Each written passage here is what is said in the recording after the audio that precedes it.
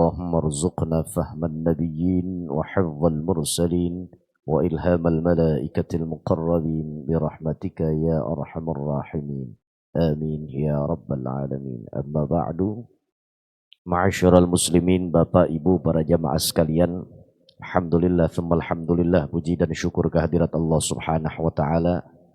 Pada kesempatan siang ini Allah berikan kepada kita mudah, gampang dan lancar setiap apa yang menjadi kewajiban bagi kita, yakni salat zuhur kita tunaikan secara berjamaah di dalam rumah Allah, masjid, tepat pada waktunya.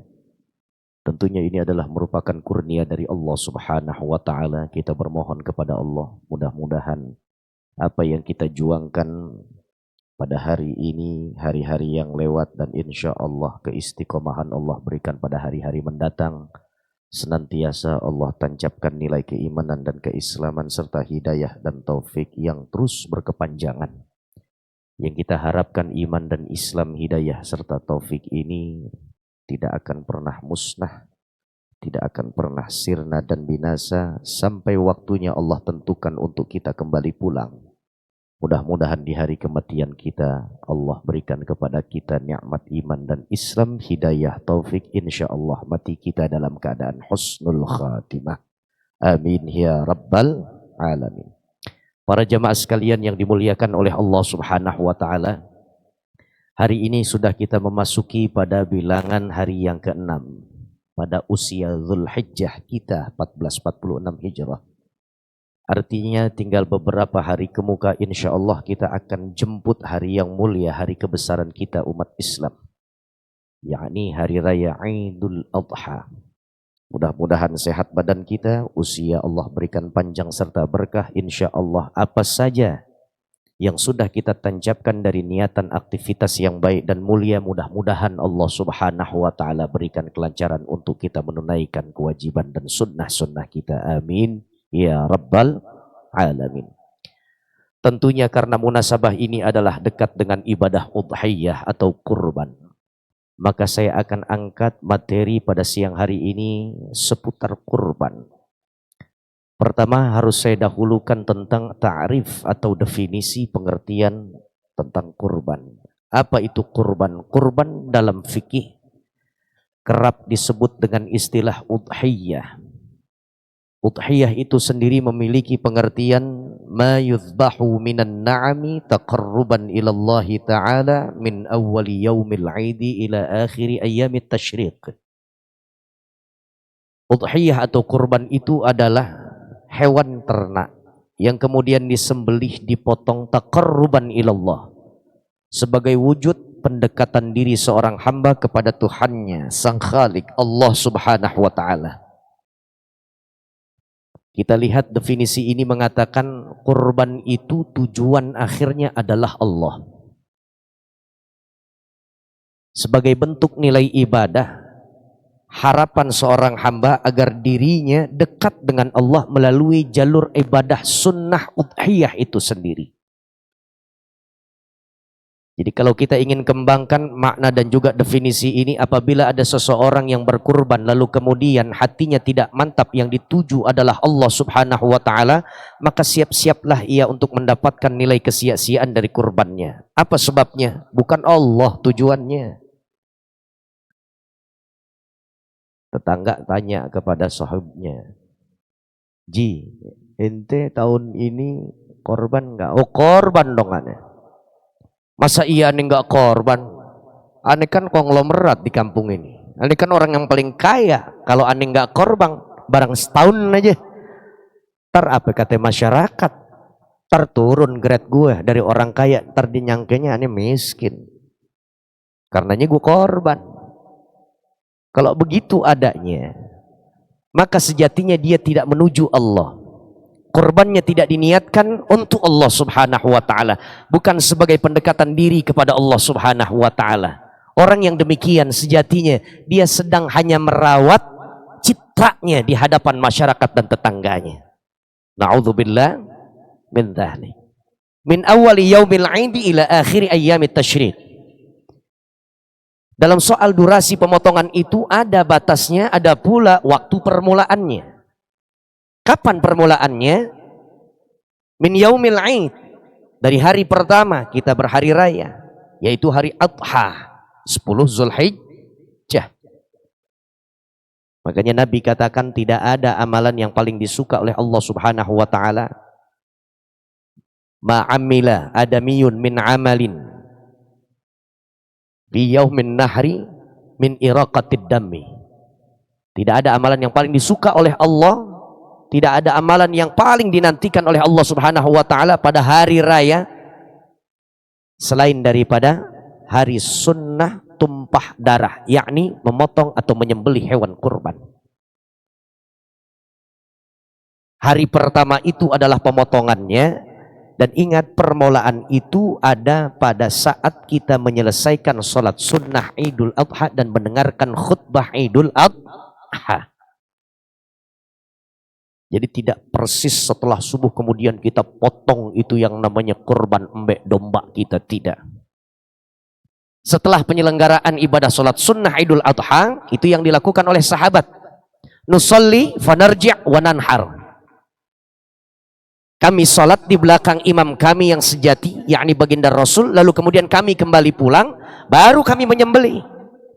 Ila akhir ayyamit tasyrik, sampai hari terakhir pada rangkaian tasyrik. 11, 12, 13. 13 Zulhijjah itu hari akhirnya, limit paling akhir. Terapannya tahun ini insya Allah Senin tanggal 9 Juni. Itu 13 Zulhijjah. Jadi apabila ada seseorang atau kelompok, sebuah wadah perkumpulan panitia, dia potongnya itu embek, dia potongnya itu sapi, lalu kemudian diletakkan pada hari Senin, akhir daripada tasyrik, sah ibadah udhiyahnya. Insya, lantas kita harus terus memberikan kepada kehidupan kita input keilmuan, apalagi momentum kurban ini. Barangkali insya Allah di antara kita yang ada di ruangan ini, ya kita yang dipersiapkan oleh para DKM masjid dan musola di kampung kita, kita akan menjadi panitia. Bohong menjadi panitia kalau tidak memiliki ilmu seputar kurban. Kalau ada orang bertanya, iseng-iseng nanya, Pak Panitia saya mau tanya dong, pensyariatan kurban kapan sih datangnya kepada baginda Rasul? Jawab Pak, tahun kedua Hijriyah. Setelah hijrah dari Makkah ke Madinah, 1 tahun pertama tidak turun itu yang namanya perintah untuk kita berkurban dari Allah. Begitu masuk tahun kedua, baru diberikan oleh Allah Subhanahu wa taala. Fasholli li rabbika wanhar wal budna ja'alnaha lakum min sya'airillah. Turun ayat demi ayat. Untuk apa? Kita lakukan kurban. Kemudian tambahkan lagi input keilmuan kita. Kalau ada orang bertanya, kapan sih syariat kurban itu ada pada sejarah anak manusia? Kebanyakan kita menyangkanya Nabi Allah Ibrahim awal kali pertama, atau permulaan ibadah kurban. Ini sering terkecoh kita. Padahal hakikatnya keliru. Kalau dikatakan kurban itu diawali dari Ibrahim kepada Ismail. Falamma balagha ma'ahu sa'ya qala ya bunayya inni ara fil manami anni azbahuk. Qala fanzur madza tara. Qala ya abati fa'al ma tu'mar satajiduni insyaallahu minas sabirin. Dalil ayatnya itu biasanya. Namun kita katakan tidak, dari Ibrahim dan Ismail. Sebelum Ibrahim dan Ismail ada kedua putra Adam yang bernama Qabil dan Habil yang juga mempersembahkan kurbannya untuk Allah Subhanahu wa taala. Al-Qur'an yang menyatakan, "Watlu 'alaihim naba abnai Adam idz qarraba qurbanan fatuqabbala min ahadihima wa lam yutaqabbal minal akhar." Allah katakan dalam Al-Qur'an, ya Muhammad, kisahkan, ceritakan kepada mereka orang-orang yang ada di hadapan Anda. Tentang apa? Kisah seorang putra dari Nabi Allah Adam yang ketika itu keduanya mempersembahkan kurban untukku. Satu ku terima kurbannya, yang satunya lagi ku tolak secara mentah-mentah, kata Allah. Siapa yang diterima, siapa pula yang ditolak? Yang diterima adalah Habil, kemudian yang tertolak adalah Qabil. Jadi ibadah udhiyah ini pada masa dan generasi awal keturunan Adam sudah ada syariatnya oleh Allah Subhanahu wa taala. Ini tambahan keilmuan. Mau kita lengkapi keilmuan ini dengan dalil ayat, ya tadi sudah saya sunting. Ayat kedua surah Al-Kautsar. Iya, Pak. Surah Al-Kautsar. Hafal nggak surah Al-Kautsar, Pak? Oh ya gacoan kita. Kalau sholat udah pokoknya Al-Kautsar kul huwallah beres urusan. Iya Pak. Alhamdulillah. Fasholli li rabbika wanhar. Itu dalil ayatnya. Wal budna ja'alnaha lakum min sya'airillah. Dalil hadisnya dikatakan oleh sahabat yang paling banyak meriwayatkan hadis Rasulullah sallallahu alaihi wasallam. Abu Hurairah mengatakan, "Dhaha Rasulullah sallallahu alaihi wasallam." Riwayat yang lain mengatakan bahwa yang menyatakan ini adalah Aisyah, istri tercinta Rasul. "Dhaha Rasulullah sallallahu alaihi wasallam bi kabshain amlahain aqranain." Sungguh Rasulullah sallallahu alaihi wasallam mencontohkan kepada kami, beliau itu menyembelih pada hari nahar, pada hari Idul Adha. Beliau sembelih kurbannya dalam bentuk kibash.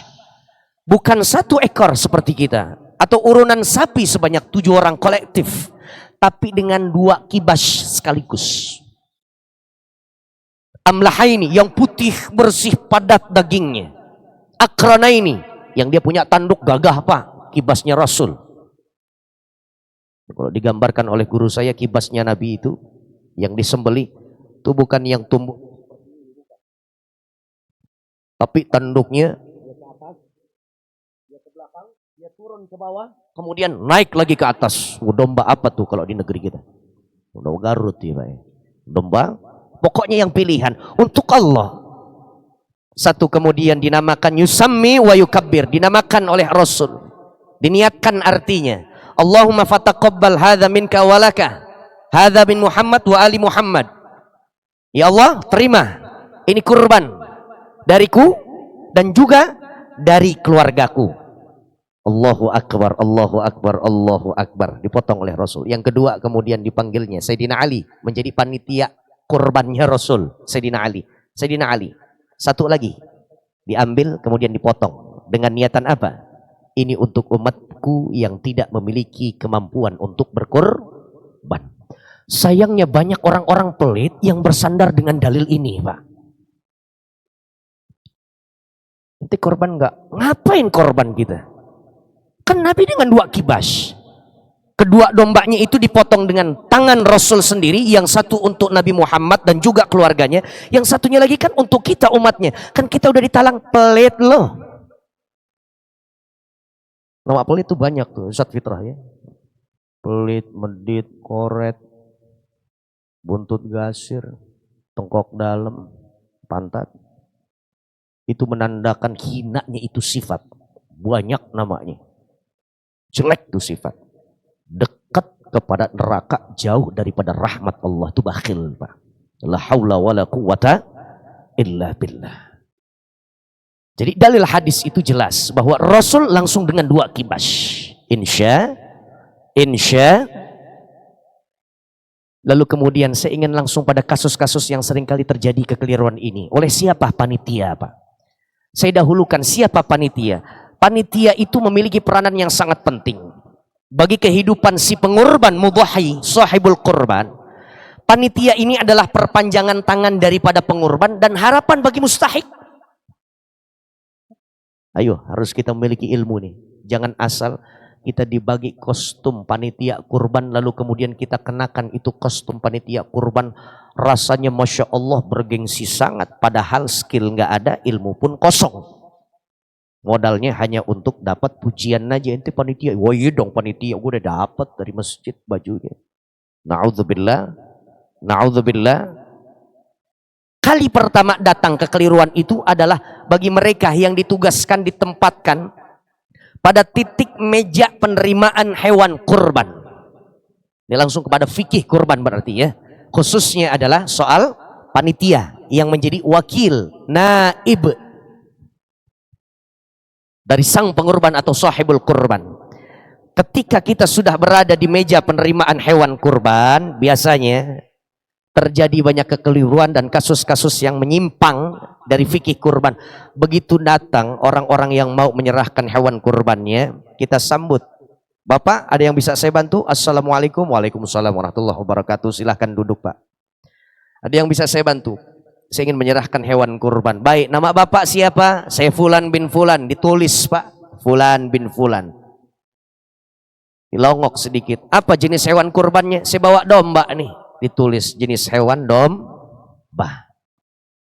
Kemudian langsung diberikan, disodorkan kupon. Pak, ini kupon, silahkan nanti disaksikan pada hari pemotongan. Dan kupon ini nanti tolong tukarkan kepada panitia. Nanti Bapak akan mendapatkan jatah atau hak pengurban.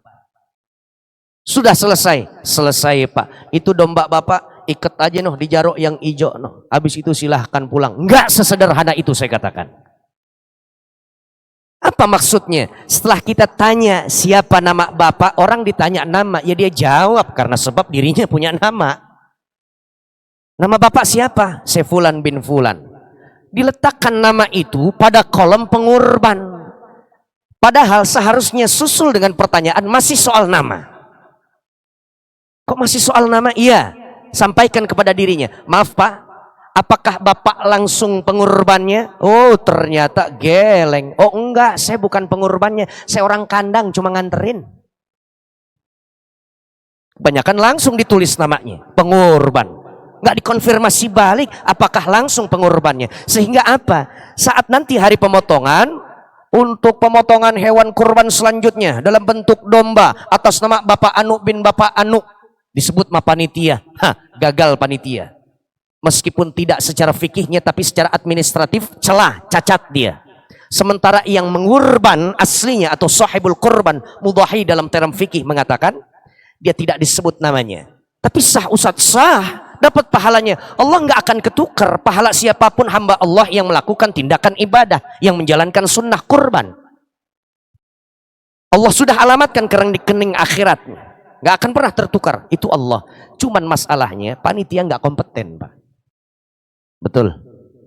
Tanya, Bapak siapa nama? Oh nama saya Anu. Silahkan tulis saya.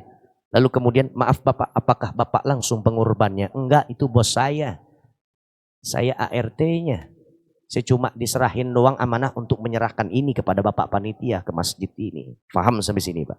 Insya. Dan tidak langsung menerima. Cek dulu secara klinik dan fisik. Klinisnya seperti apa, itu sapinya, itu kambingnya, itu dombanya. Pak, ini kayaknya kekecilan domba Pak. Ah enggak ah. Masa iya kekecilan? Mohon maaf saya mau tanya. Batasan usianya umur berapa ini domba Pak? Ada batas usia? Tanya silahkan itu panitia. Enggak serta-merta orang bawa hewan kurban dengan jenis apapun, sejauh hewan ternak, lalu kemudian akhirnya langsung diterima. Tidak. Lantas bagaimana? Tanya batasan usia. Modalnya apa untuk menjawab? Ya ini dia ilmu. Catat. Ketika ada seseorang datang kemudian dia bawa hewan untanya. Kalau ada orang yang mau korban di Indonesia pakai onta. Jadi kita nggak kelabakan. Tuh orang pinter, tuh orang berilmu. Hidupnya nggak tebak-tebakan. Nggak cepet bingung orang punya ilmu.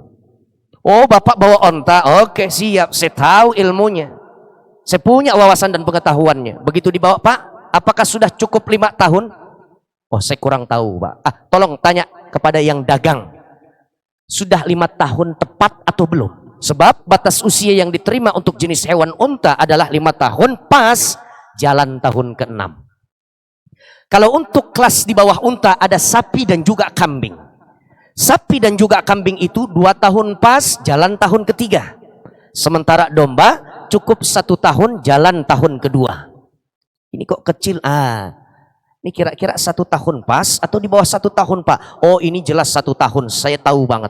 Kok Bapak bisa tahu banget? Iya, saya yang ngerawat. Kebetulan saya serahkan pada hari ini dombanya lagi happy birthday pas 1 tahun ceritanya. Alhamdulillah. Jadi boleh, silahkan. Itu batasan usianya. Saya ulang sekali lagi. Untuk unta harus tepat 5. Sapi dan kambing cukup 2 tahun pas jalan tahun ketiga. Domba cukup 1 tahun. Paham? Lalu kemudian lihat nilai keabsahan. Diterima atau ditolaknya hewan kurban bisa dilihat dengan kasat mata kita. Rasul katakan ada 4 yang tidak diperbolehkan untuk diserahkan kemudian disembelih menjadi hewan kurban. Apa yang pertama? Pincang dari bawaan lahir. Picek matanya. Buta 1 atau bahkan kedua-duanya itu juga dari bawaan lahir, nggak diperbolehkan. Bahkan datang pertanyaan lalu kemudian ada juga jawabannya. Kalau ada sapi masuk ke satu daerah diantar dengan transportasi truk lah kita katakan ya, Fuso ke atau mobil pick up dan lain-lain. Begitu diturunkan kebetulan ada anak-anak kecil, kan biasa kita begitu. Ada anak-anak kecil, oh sapi datang, sapi. Pokoknya heboh deh orang Jakarta. Sapi datang, heboh. Begitu ngelihat sapinya, oh stres. Dari dalam pick up didorong-dorong tuh pantatnya nggak mau juga sapi. Dibetot akhirnya dari luar nggak mau juga. Dipaksa, begitu jatuh, turun kepleset, merosot. Kakinya pincang. Begitu pincang kira-kira masih tetap untuk kita jadikan sebagai hewan kurban, sah atau tidak? Sah, by accident. Dan itu terjadi, dibalikin kepada pengurbannya. Nggak perlu, potong, nggak apa-apa, nggak masalah, sah itu. Hanya kecelakaan biasa, kecuali memang dalam keadaan bawaan lahir dia pincang, matanya cuma satu, picek atau bahkan kedua-duanya. Buta bawaan lahir, itu baru tidak boleh. 1 dan 2. Yang ketiga, kurus krempeng begeng. Dalam hadis dikatakan oleh Rasul, bahkan seolah-olah nggak memiliki sumsum tulangnya. Apa nih Pak, domba? Kok krempeng begeng kurus banget Pak? Udah ditimbang belum? Kata orang kandang bobotnya berapa Pak? Ini bobotnya kalau nggak salah 5 kilo. Domba 5 kilo. Kucing yang Maine Coon aja Pak, itu 7-8 kilo. Nah ini domba 5 kilo, kurus krempeng.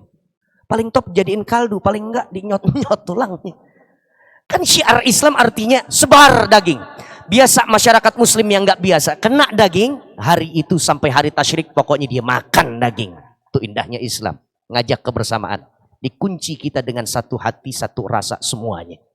Alhamdulillah. Yang terakhir, ada penyakit di dalam tubuh itu hewan. Ada PMK dulu, ada PMK, penyakit mulut dan kuku. Makanya harus disertai dengan apa? Sertifikat sehatnya. Bayangkan kalau ternyata yang kita serahkan itu adalah hewan yang kemudian ada virus atau bakteri di dalam tubuhnya. Dipaksakan untuk diterima oleh panitia. Udahlah, yang penting nambah-nambahin daging aja, kata panitia begitu. Potong, begitu potong, dagingnya distribusikan ke masyarakat luas muslim. Akhirnya begitu dimakan, sakit. Rumah sakit jadi penuh mendadak.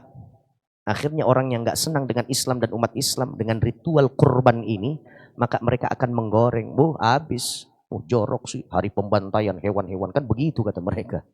Na'udzubillah. Na'udzubillah. Selesai pada penerimaan hewan kurban pada meja tersebut? Tidak.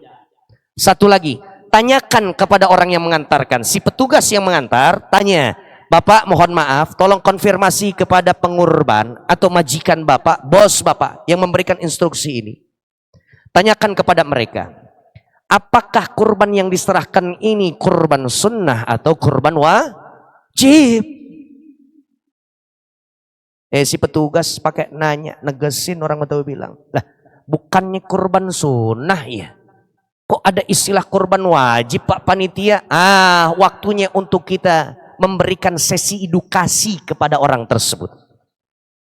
Begini Pak, hukum asal daripada berkurban itu adalah sunnah muakkadah untuk kita umat Rasulullah. Padahal untuk Nabi itu wajib Pak. Nabi yang katakan thalathun hunna alayya wajib walakum tatawwu'un. Ada 3 perkara yang bagi aku wajib, namun untuk kalian cukup sunnah muakkadah. Nabi urai, apa yang pertama? Witir. Bagi Nabi wajib, nggak boleh tinggal. Kalau kita sunnah, makanya sering tinggal. Menjawab. Yang kedua duha. Duha, Nabi nggak pernah sesibuk apapun, aktivitas sepadat apapun, Nabi tetap bertakbiratul ihram, kemudian tutup dengan salam. Saking asiknya manusia berlomba untuk mendapatkan dunia, tapi Rasul tidak pernah lupa untuk sujud di hadapan Sang Pencipta Allah Subhanahu wa taala. Baik di awal permulaan pelaksanaan duha atau akhir sebelum datang masuk zuhur. Permulaannya 15 atau rubu'us sa'ah. 15 menit setelah syuruk permulaan salat duha. Akhirnya, batas akhirnya adalah rubu'us sa'ah sebelum datang waktu zuhur. 15 menit. 1/4 jam sebelum datang waktu zuhur. Makanya beberapa para ulama fikih kita mengatakan kalau sudah mendekat ke waktu zuhur jangan ada sholat, duhanya sudah selesai, itu waktu syak. Kalau mau nanti tahiyatul masjid begitu selesai berkumandang azan zuhur baru kita tahiyatul masjid, salat sunnah, wudhu dan lain-lainnya. Insya. Oh ternyata ada hal yang diwajibkan dari Allah untuk Rasul tapi bagi kita sunnah iya. Witir, duha. Yang ketiga apa? An-nahru itu sendiri, kurban. Bagi Nabi wajib, bagi kita cukup sunnah. Alhamdulillah. Tapi ingat ya, saya ingin luruskan. Kebanyakan orang punya pengertian tentang sunnah. Saya awali dari pengertian wajib. Kalau wajib kita lakukan dapat paha. Kalau kita tinggalkan dapat Kalau sunnah dikerjakan dapat paha. Kemudian kalau tidak dikerjakan, iya nggak apa-apa jawabannya. Itu orang pesimistis namanya itu. Rubah Pak. Sunnah itu dikerjakan dapat pahala. Kemudian ketika kita tinggalkan rugi, titik. Sehingga dorongan, picuan kita untuk melakukan sunnah gak akan pernah terlewatkan. Ketika dilakukan dapat pahala, kemudian ketika ditinggalkan kehilangan peluang, celah dan kesempatan untuk mendapatkan pahala sunnah, titik. Itu dia. Paham ya Pak ya? Insya. Jadi 3 hal ini menjadi sunnah muakkadah untuk kita. Lantas Pak Panitia, kok bisa ada istilah kurban wajib? Begini Pak, kurban wajib itu biasanya kalau nggak karena nazar atau wasiat orang yang sebelum meninggal untuk minta dikurbankan, ini menjadi kurban wajib. Nazar seperti apa? Apabila proyek saya yang angkanya 271 triliun, ya kesamaan angka aja. 271 triliun gol. Saya menang tender, saya akan kirimkan untuk Masjid Al-Badar ini 50 unit ekor sapi limosin yang masing-masing bobotnya sampai 1 ton. Kira-kira cukup nggak untuk jamaah Al-Badar ini? Oh, sampai kulkas nggak bisa ditutup, Pak. Penuh kulkas kita. Insya. Begitu proyek itu diketuk palunya, betul menang dia. Maka nggak boleh ditinggalkan. Dia harus tetap menepati janjinya di hadapan Allah, dan menepati janji di hadapan Allah prioritas. Wadainullahi ahaqqu an tuqda. Modelnya seperti itu nazar, sehingga saat pengorban itu sudah terikat dengan nazar, maka kurbannya menjadi kurban wajib. Lantas apa pembedanya wahai Bapak Panitia? Ada pembedanya Pak. Kalau untuk kurban sunnah, maka sunnahnya adalah sang pengorban mencicipi dari hasil potongan hewan kurbannya sendiri. Kalau ikut Nabi punya sunnah, dari 2 kibas yang dipotong disembelih oleh Nabi, Nabi selalu ambil atinya. Kemudian dimakan, dikonsumsi oleh Aisyah dan juga Hasan Hussein ketika itu masih kecil. Nah, kalau kita kadang-kadang beragam. Kalau di kepanitiaan masjid musola kita, Bapak kambing ya? Iya, nanti ada jatah pengorban.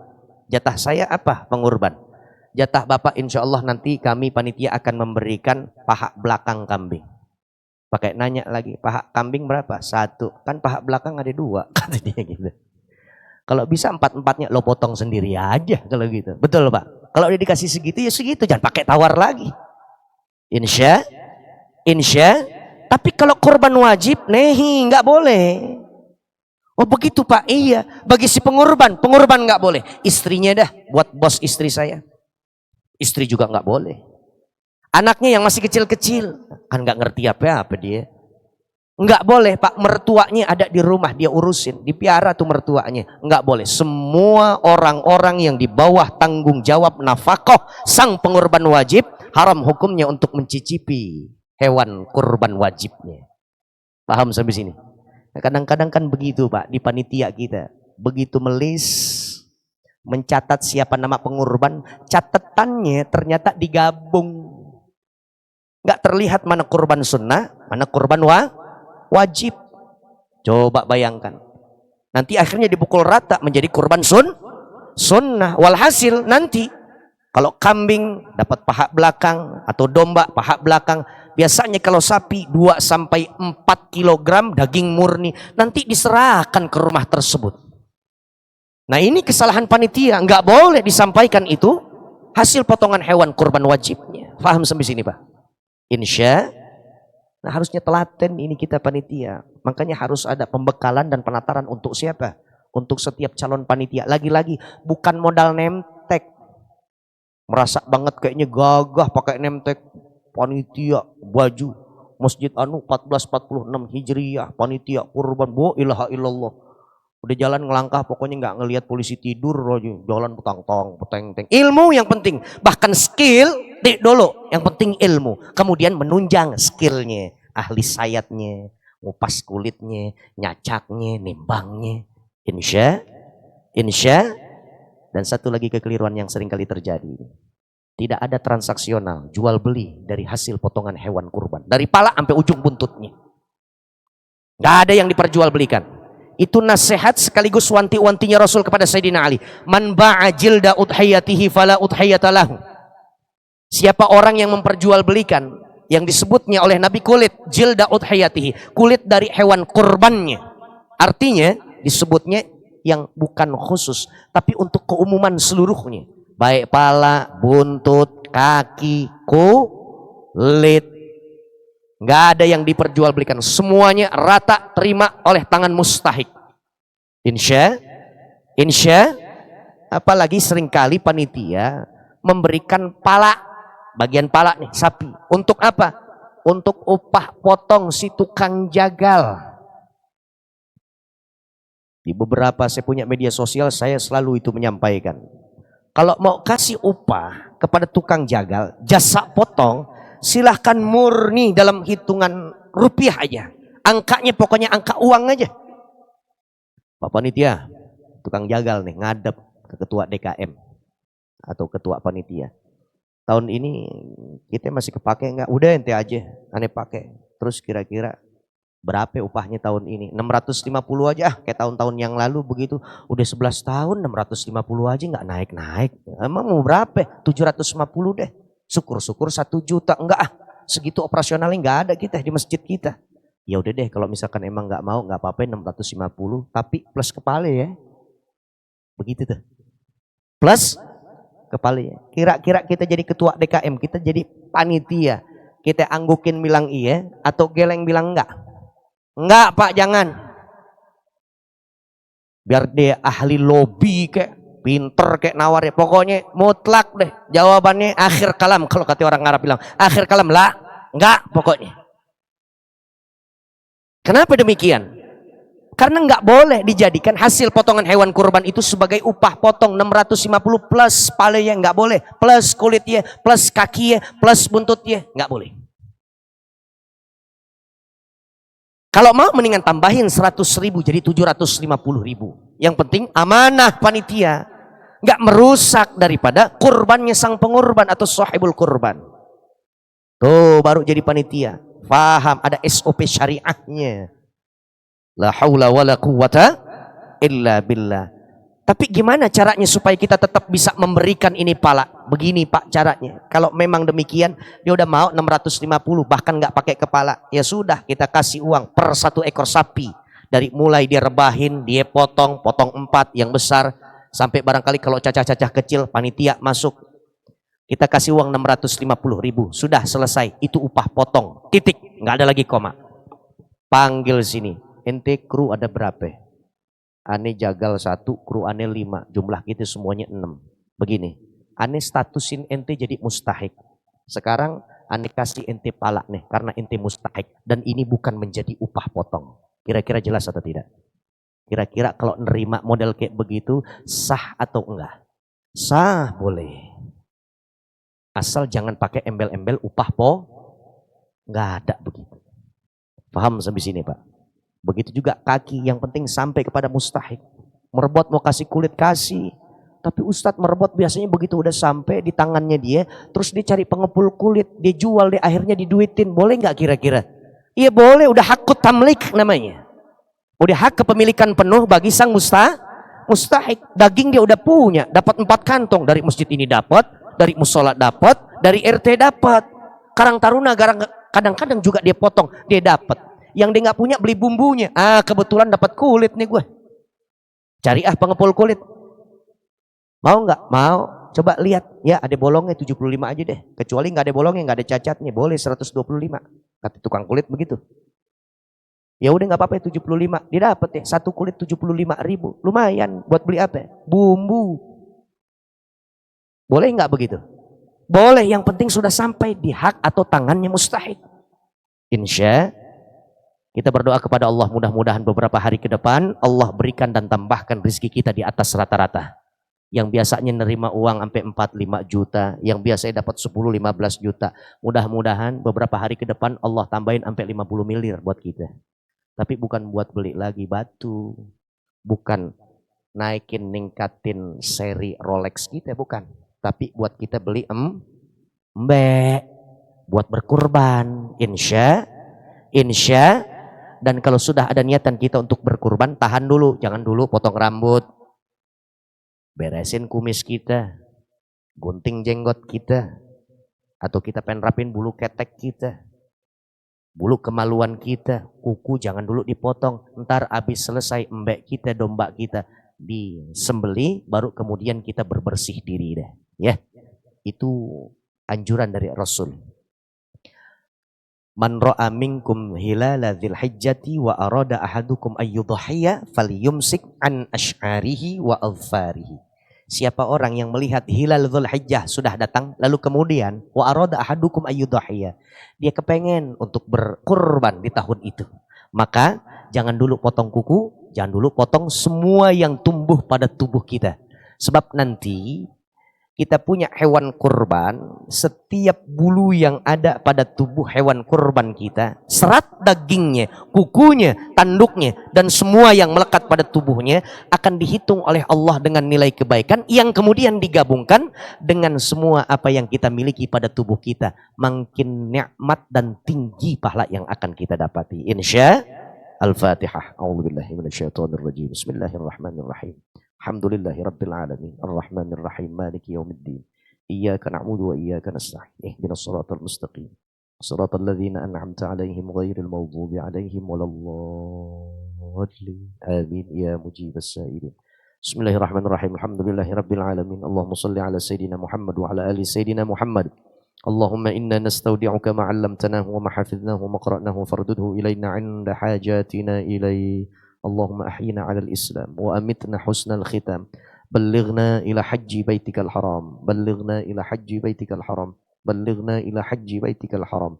Wa li ziyarah rasulikal kiram. Sayyidina Muhammadin sallallahu alaihi wasallam 'am ba'da 'am. Allahumma ansuril ikhwanana al-mujahidin fi Gaza. Allahumma ansuril ikhwanana al-mujahidin fi Palestin. Allahumma ansuril ikhwanana al-mujahidin fi buldanil muslimin 'ammah. Rabbana atina fid dunya hasanah wa fil akhirati hasanah wa qina adzaban nar. Sallallahu ala sayyidina Muhammad wa ala ali sayyidina Muhammad walhamdulillahi rabbil alamin. Assalamualaikum warahmatullahi wabarakatuh.